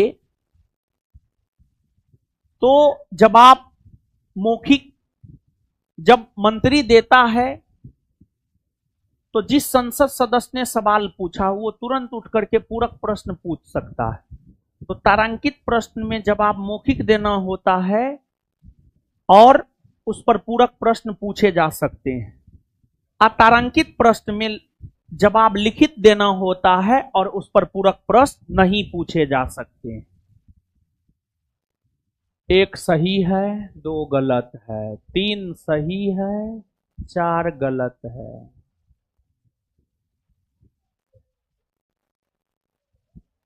इतना में ही आंसर क्लियर। एक और तीन। ऑप्शन ए ने वैसा है कि आगे डिस्कस करें। भारत में राज्य विधान पालिकाओं का उच्च सदन, देखिए ध्यान दीजिएगा, जैसे केंद्र में होता है ना उच्च सदन, निम्न सदन। केंद्र में उच्च सदन होता है राज्यसभा और निम्न सदन होता है लोकसभा। वैसे ही राज्य में उच्च सदन होता है विधान परिषद, उच्च सदन होता है विधान परिषद और निम्न सदन होता है विधानसभा। विधानसभा तो उच्च सदन पूछ रहा है विधान परिषद, विधान पालिका परिषद या विधान परिषद एक ही बात है। निम्नलिखित कथनों पर विचार कीजिए। केंद्रीय प्रशासनिक अधिकरण central administrative tribunal Lal Bahadur Shastri के प्रधानमंत्री रहने के काल में गठित हुआ था। न गलत है। केंद्रीय प्रशासनिक अधिकरण 1 नवंबर, केंद्रीय प्रशासनिक अधिकरण सेंट्रल एडमिनिस्ट्रेटिव ट्रिब्यूनल 1 नवंबर 1985 को स्थापित हुआ है। इस समय देश के प्रधानमंत्री राजीव गांधी थे। Rajiv Gandhi as a prime minister रहे हैं 1984 से 89। 1984 से 89 के बीच में ही 1985 है, समझे बाबू। तो राजीव गांधी, जबकि लाल बहादुर शास्त्री तो 1964 से 66 तक ही प्रधानमंत्री रहे हैं। तो ये क्या है, गलत या सही? गलत। कैट के सदस्य न्यायिक तथा प्रशासनिक दोनों क्षेत्रों के लिए जाने जाते हैं। हाँ, जाने जाते हैं। हाँ, केवल 2 सही है।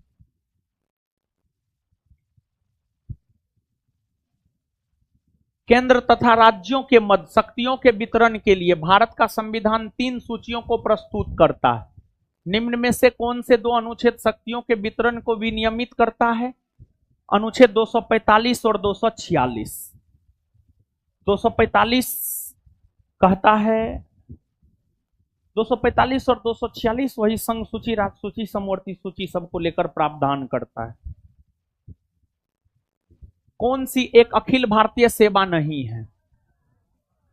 आईएफएस इंडियन फॉरेस्ट सर्विस है, इंडियन पुलिस सेवा आईपीएस है, ना है आईएएस है ना? Answer C. अखिल भारतीय सेवा समझते हैं? वैसी सेवा जिसके अंतर्गत अधिकारियों की नियुक्ति केंद्र सरकार करता है, उस पर अंतिम रूप से नियंत्रण भी केंद्र सरकार का रहता है, लेकिन उस सेवा के अंतर्गत जो नियुक्त होते हैं वो केंद्र के साथ साथ राज्य के अधीन भी सेवा देता है। आईएएस आईपीएस केंद्र सरकार के साथ साथ राज्य सरकार के लिए भी सेवा देता है।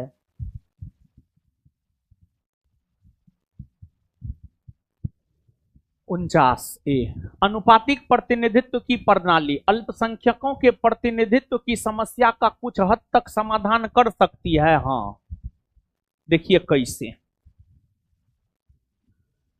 राष्ट्रपति का चुनाव अनुपातिक प्रतिनिधित्व के आधार पर होता है, हाँ या ना? बोलिए, होता है ना? राष्ट्रपति के चुनाव में एमपी और एमएलए भाग लेता है? बोलिए, हाँ। एमपी लोकसभा के सदस्य, एमएलए विधानसभा के सदस्य। तो लोकसभा और विधानसभा के सदस्य भाग लेते हैं, ठीक है। लोकसभा में एससी एसटी को सीट आरक्षित है? बताइए। विधानसभा में एससी एसटी को सीट आरक्षित है? चिराग पासवान लोकसभा में अल्पसंख्यकों का ही प्रतिनिधित्व करता है।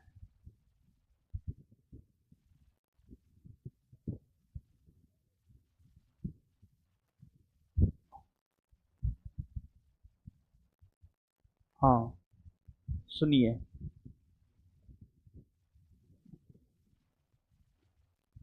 क्या बताने लगे थे, रुकिए 1 मिनट। है, सुनिए, अरे सुनिए ना।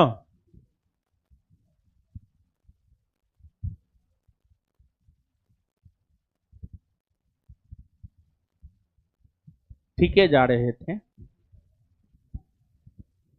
सबसे पहली बात आप समझिए, अल्पसंख्यक। अल्पसंख्यक का क्या मतलब? जिसकी संख्या भारत में हिंदू के अलावा सबका संख्या कम है? मुसलमान, सिख, ईसाई, बौद्ध, जैन, पारसी सबका संख्या कम है। और अल्पसंख्यकों के लिए संविधान विशेष अधिकार करता है कि नहीं करता है? एकदम करता है। क्या अल्पसंख्यक समुदाय के लोग एमपी एमएलए बनकर राष्ट्रपति के चुनाव में भाग नहीं लेते हैं? और जब वो भाग लेते हैं तो राष्ट्रपति का चुनाव अनुपातिक प्रतिनिधित्व के आधार पर होता है। तो फिर कहीं ना कहीं राष्ट्रपति का चुनाव अनुपातिक प्रतिनिधित्व के आधार पर होता है, तो कहीं ना कहीं यह चुनाव प्रणाली अल्पसंख्यकों को भागीदारी सुनिश्चित करवाने में मदद करता है। सही है।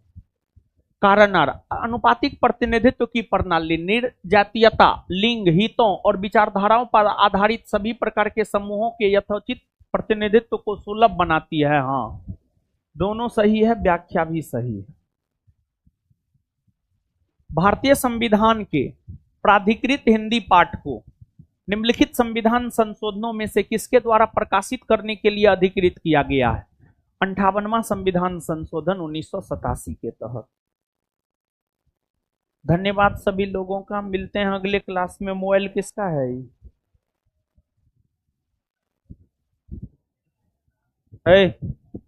मिठाई ले चलो तो जी।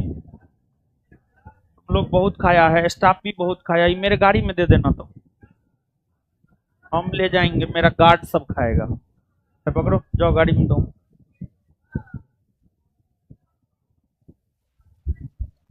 थोड़ी तो मोबाइलो मीठा मीठा हो गया।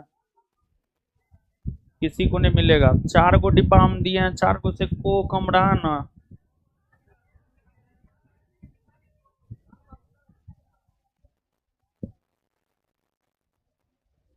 मिठाई का रस गिर गया।